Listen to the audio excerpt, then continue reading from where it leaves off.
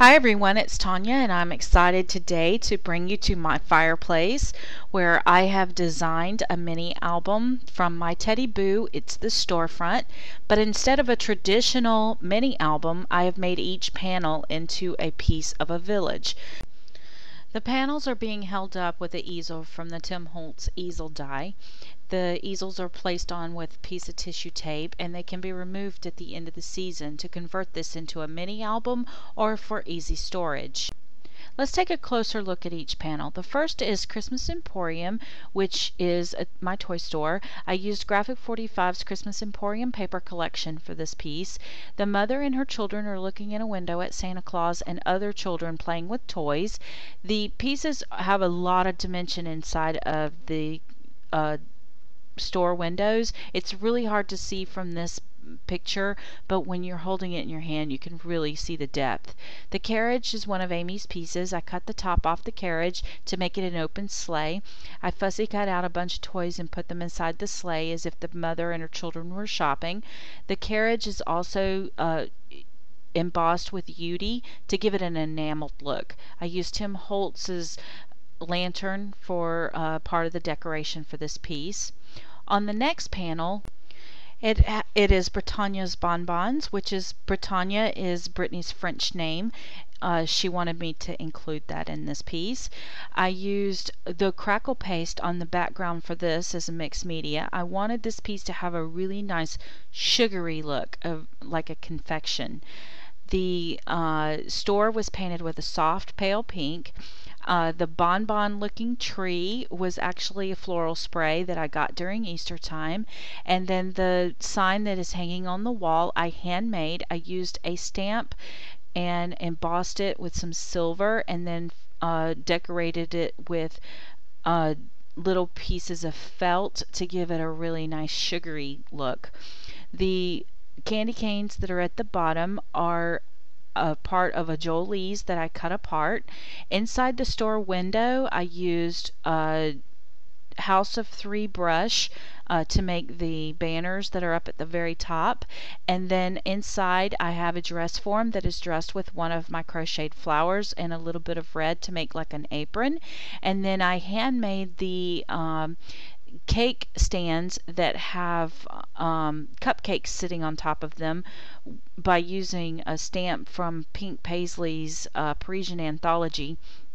The cupcakes are itty teeny tiny, and they were actually from a Jolie's as well that had a gingerbread man. On this next panel I named it Gibbs's Closet, which is my clothing store. Inside the window I have a pair of boots that I cut from my Cricut.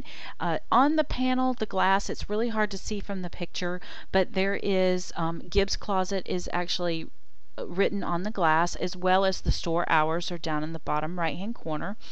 The pieces that you see with the little stand and the little stool and the purse as well as the dress form all come with the kit that Amy has put together for this piece. In the back of the storefront window there is lace, so it has a nice a store kind of feel. Then I decided I had this little figurine for my village that is a man holding a camera, so I wanted this side of this panel to be pictures with Santa. I'm also a photographer, so I thought that was kind of fitting. And I made the tree from holly vines, and then I added some of these little tiny itty bitty miniature ornaments to the tree. And the Santa piece, the chair, the presents, the sign, and the nutcrackers are all part of a Jolie set. Then on this next panel, this is Brighton's Place, which is a little cafe bistro that is along the little walk here. The background has a really nice texture to it, kind of like a faux brick. The panels or the tables and the chairs are part of the kit that Amy puts together for this piece, and I covered them with a piece of organza that's in a brick red to give them more of a maybe after 5 type dinner setting. I also added some crystal trees, which are actually crystal floral sprays from Carla's Etsy store. The clock that you see on the wall is from the Girls Papery stamp set, and then I added some glossy accents to the top to give it more of a glass feel. All of the little bows at the top are with velvet, red velvet, and then I added itty bitty roses to the center of those bows. There's snow all along the walkway there. The itty bitty roses that are on top of the tables came from Wild Orchid Craft. Nancy shared them with me. So for the next panel, this is the home, and I felt like I really wanted it to have a nice warm feeling to it. So I used the picture that came from the Graphic 45's Christmas Emporium paper collection of the mother and father sitting next to the Christmas tree. This panel has a lot of dimension to it. It's hard to tell from this photograph, but the fences actually bow out so that there is the center is really far away from the side of the house, and then the tree I shared with you guys in another video on how to create that.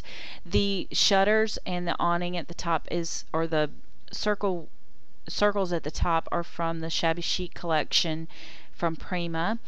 Also, the bling that is around is Prima bling that I cut apart and used it to form the lights that you would normally see adorning a house this time of year. The technique that I used for the back of the house on the panels is from the Tim Holtz 12 Tags of Christmas from last year. He shared this technique on the house tag that he did. I had a great time putting these pieces together. I can't wait to get another set of these to continue on so I can fill my entire mantle up with these. They work great with little village pieces that you can find at any department store this time of year. I hope you guys have enjoyed it. I look forward to your comments. Please visit My Teddyboo and pick up a copy of this kit. It's really a lot of fun to work with. I've seen lots of people using it now for many different purposes. If you have any questions, you can feel free to ask me. Also, I am going to put a lot of close-up photographs of these pieces on my blog, which is www.psychomoms.com. Thank you guys for watching, and please leave me comments.